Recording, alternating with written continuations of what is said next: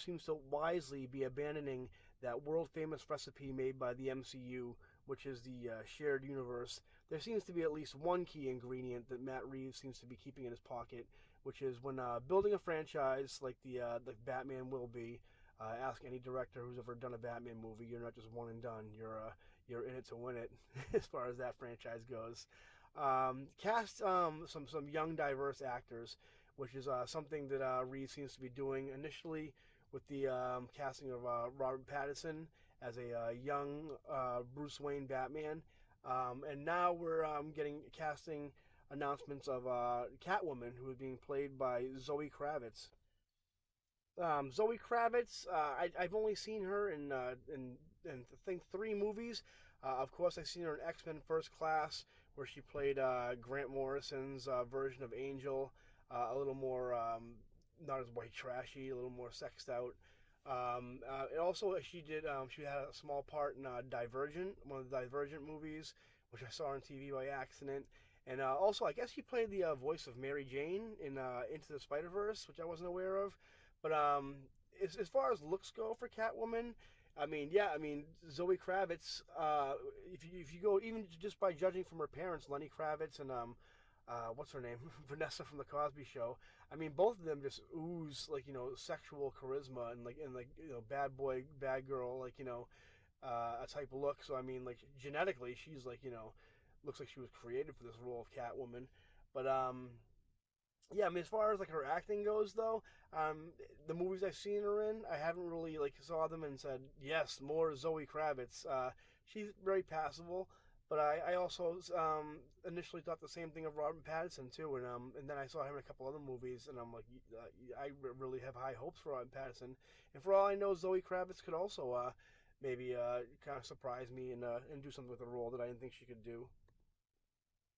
Um, as far as now with the casting of Zoe Kravitz, I was looking for some image for her on Google, and there was quite a few pictures of her with short black hair, and this kind of got me thinking as far as the Batman movie goes. She looks a lot like how Selena Kyle looks in the comics now. Initially drawn by Jim Lee, and now drawn by in Tom King's run during by Clayman and other artists, but so the more I started comparing the images of Catwoman in the comics now, and Zoe Kravitz, I started thinking with Jonah Hill also lobbying for the part of the Riddler, rather than the Penguin. Initially, what was kind of leaked for the Batman movie is that we are going to kind of be based on the Long Halloween, since there's going to be a large cast of villains in the movie, and we have a young Batman. So a lot of people kind of jumped to the conclusion that the Long Halloween was a story we're going to be kind of drawing from. But Matt Reeves, to me, seems like kind of a smart guy, and I don't think he would base his new Batman franchise on a story that was taking a lot of liberties from a previous Batman movie, which was Christopher Nolan's The Dark Knight, which there were a lot of aspects from the Long Halloween taken from that movie, as far as the trifecta of Gordon, Harvey Dent, and Batman.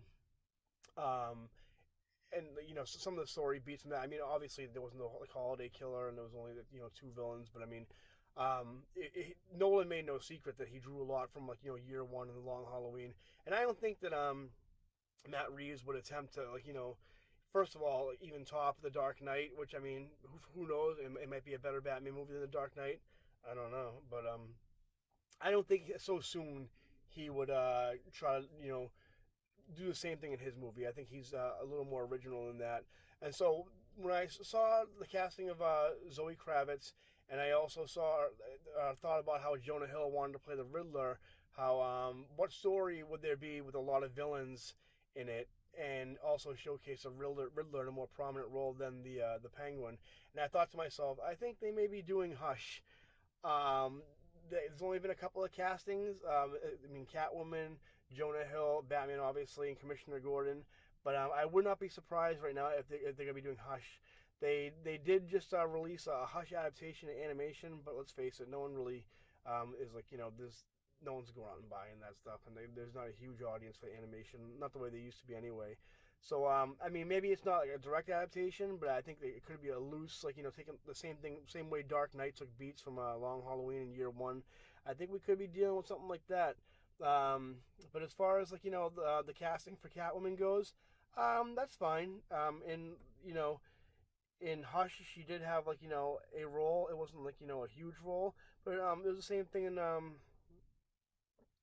Halloween. Like she wasn't like the star or anything like that. But um, so I don't think Zoe Kravitz is going to upstage Robert Pattinson.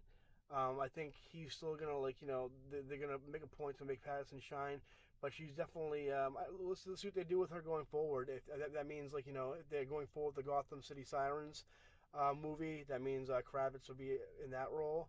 But yeah, I mean let's see what happens with it. I think I'm satisfied with the casting choice. I'm not really blown away. I personally would have liked to have seen if they're gonna race bend the character. I would have liked to see an Asian actress in the role or something like that. But then again, none of them will hold a candle to Michelle Pfeiffer. Let's face it. So I mean, you have some big shoes to fill in. Whoever plays the role. So what do you think of the casting? Let us know in the comments, and remember to like and subscribe. And we'll see you guys later.